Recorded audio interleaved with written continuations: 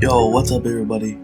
Coco Samurai here, and we're back with What If Deku Had Hulk Part 4.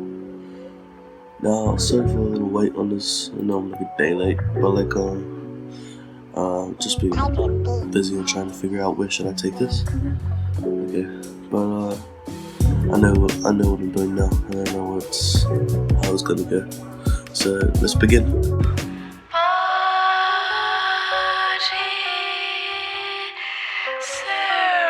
In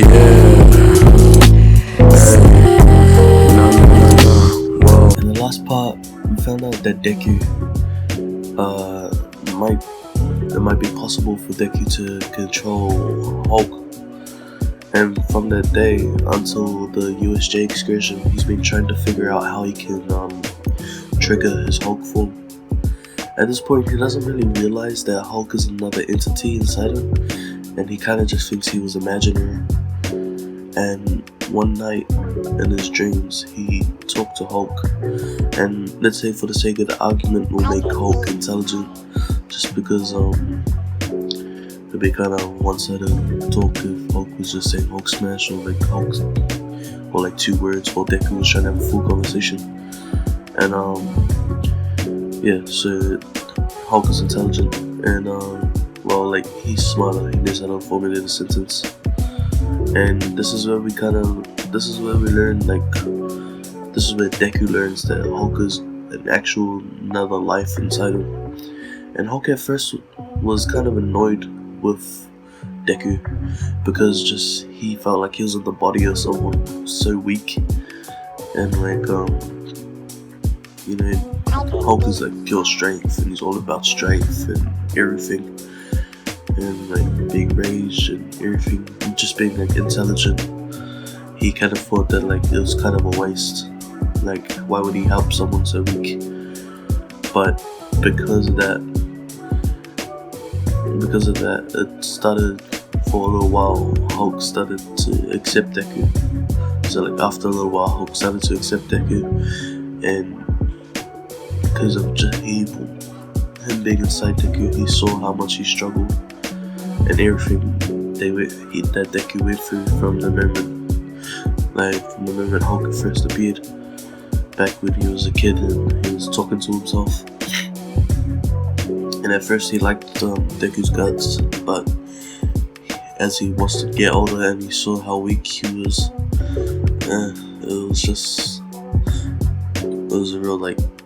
it was really annoying for Hulk. So anyway, they form a bond, and they form a bond. So the next morning, Deku wakes up and he realizes it's the day of the USJ trip. So he rushes off to get ready and heads off. To school. Once they're at school, they make their way to USJ, and All Might is on his way. But in the morning, we see Kamui Woods and Mount Lady fighting against some villain. And All Might is rushing through, and he takes out that villain because they were struggling with him. And at this point, All Might is still out fighting people, like he's just out fighting villains, and he's like and he feels like he's gonna be late to the USJ. So we cut back to USJ, and Deku is standing there and he's excited to train. But All Might's not there, and this makes Deku annoyed. But he's not pissed because he understands how that people can be late, and as the teachers are explaining what's happening and how the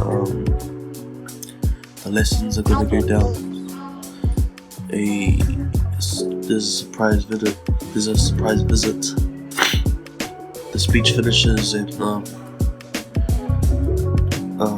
Shigaraki appears, and hundreds of villains just appear out of a giant black portal standing behind him, and everyone's confused, even Deku. He's like, what the hell is happening?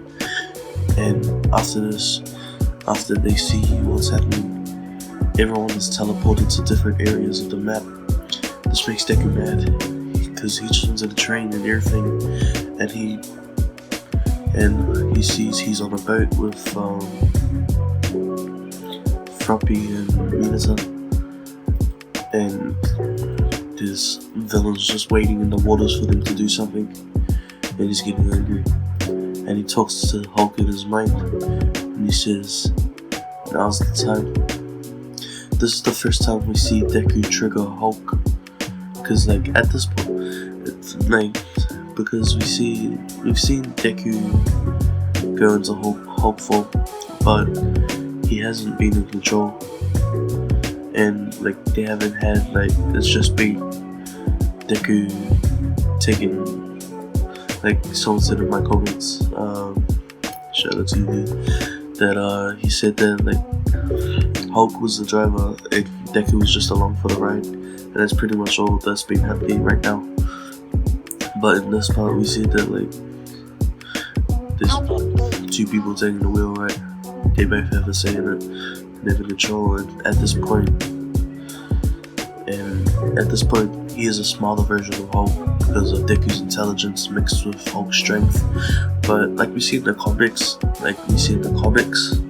for Hulk, that doesn't really work well, so that makes him a weaker version of Hulk, but that makes do for now. And like canon, everything happens with the water. Deku gets the idea of Minato throwing the balls in the water and Froppy swinging out and everything, and Deku transforms, and Minato, and then the boat sinks a little. It's rocking as he's transforming, and he's standing up, and these villains like look in the water like, oh yeah, once you get in the water your size isn't gonna do anything.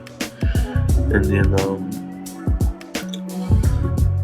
everything, like, so canon stuff happens, they jump up and everything, except Deku's answer for, you know, using the punches where he can produce a lot of air pressure is just using Hulk's thunderclap, so just the shockwaves from Hulk's clap. So using Deku's intelligence and Hulk's strength, he pulls that out, and they do the same plan that happened in the anime. Although Deku just jumps off the boat, basically flexing on Froppy and Minato, because like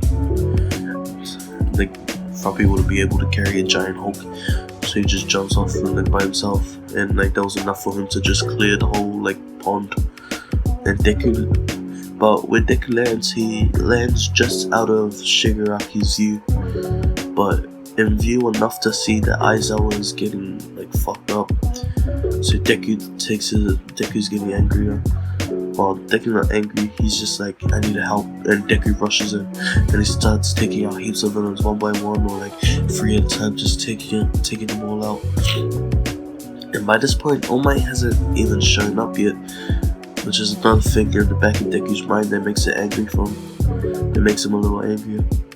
But after everything seems clear, after all these villains are knocked out, Hulk Deku tries to go for Shigaraki, but as he throws his punch, he looks up and he sees that there's this giant monster in front of him, and Shigaraki explains about the Nomus.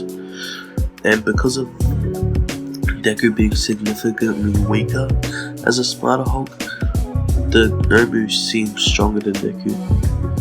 And as the Nomu takes a swing back, he makes Deku draw blood. But with his healing factor, it just revives straight away. It doesn't, like, it just repairs straight away. And they start going, and because of Deku drawing blood, he sees that as a challenge, and they start going swing for swing like the anime. And Hulk Deku's getting fucked up, or just so it feels like, because even with his superhuman strength, stamina, durability, and his fast healing factor, it doesn't feel like it's keeping up, and this is making Deku angrier, and he's starting to become blinded by his rage, and Hulk is taking over, just Hulk's strength alone, and he's becoming, and with every punch he's throwing, he's getting stronger, and he's getting angrier, and the Hulk is getting knocked back, but it's the Nomu is getting knocked back, sorry guys, but it's still putting up a fight, And then Hulk Deku, wanting to just wrap it up, screams Hulk smash, and does a strong Hulk smash and sends the enemy straight through the roof and into the skies like All Might and Deku.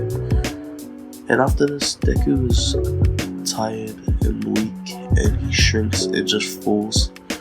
And Shigaraki sees this opportunity to try and rush Deku and kill him. And Bakugo swoops in with Todoroki at this time to just save him. Then All Might appears. All Might arrives and he sees Deku on the ground, a weak Aizawa, Bakugo and Todoroki fighting against the villain, and he guns it straight for Shigaraki. But then just as he gets to him, the portals come up, and Shigaraki and the portal dude leave, and the heroes just arrive just after, and they clean up the rest of the villains. And Deku and Aizawa become getting treated, and Deku's getting praised for his bravery and everything. And Deku and Aizawa and everyone else injured go straight to Recovery Girl. But Recovery Girl sees that Deku's just tired. He actually doesn't have any scars or anything on him because of his own healing factor. But yeah, that's it for part 4. I know it's a little shorter part compared to the other ones, but the next part is the sports festival that we've got right there. So thank you guys for listening. See you in the next episode.